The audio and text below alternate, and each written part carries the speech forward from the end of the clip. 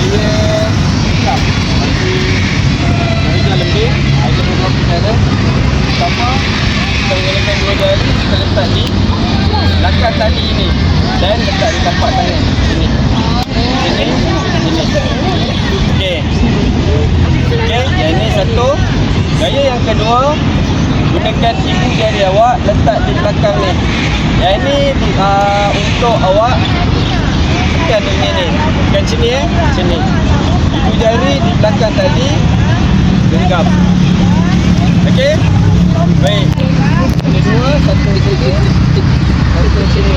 Lalu bayar. Bayar dulu saja. Jadi kita mudahkan awak letak je tapak tangan. Baik. Okey, baik. Macam mana cara kita membaling bola balik? Tengok. Bola balik. Kalau macam ni, awak letak.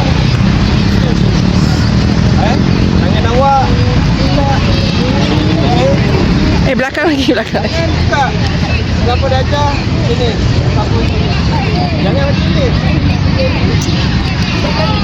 Dia punya ekor lembing ni akan lipas belakang kepala. Mesti berada ni. Seng badan. Tangan lurus.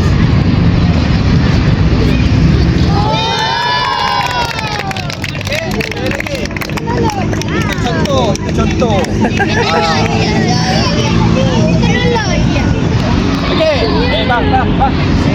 Okey. Sebagai langkah keselamatan, cara bawa lembing, awak tengok saya bawa macam ni. Ini cara bawa lembing, jalan, jangan lari. Jalan. Lembing tu mesti rapat, tak nak macam ni, tak nak bawa macam ni. Bawa macam ni, dia kejut. Okey, bawa macam ni. Pegang macam ni. Pegang tempat pegang dia. Tak nak pegang kat sini. Pegang kat sini. Bawa. Ada saya bawa. Lagi satu langkah keselamatan. Pastikan kalau ada 4 lembing, 4 kena rejam. 4 direjam, baru awak boleh melintasi ataupun berada dalam kawasan rejaman. Faham? Faham?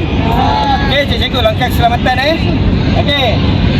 Semua murid mesti berada di belakang pun kawasan rejaman. Jangan ada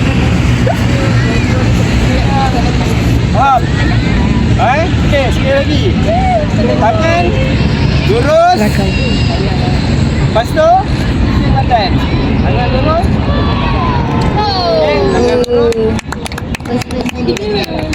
Lembing mesti cacak baru dikira. Okey? Kalau okey tengok sini. Kalau lembing tu dia melantun cili, dia awak redam dia cili. Baru dia cucuk tak dikira. Dia jatuh saja. Dalam tu. Dia dikira. Dia mesti cucuk dulu lepas tu baru dia. Antut. Kalau tak cucuk langsung batal lah. Cucuk langsung batal. Okey? Boleh?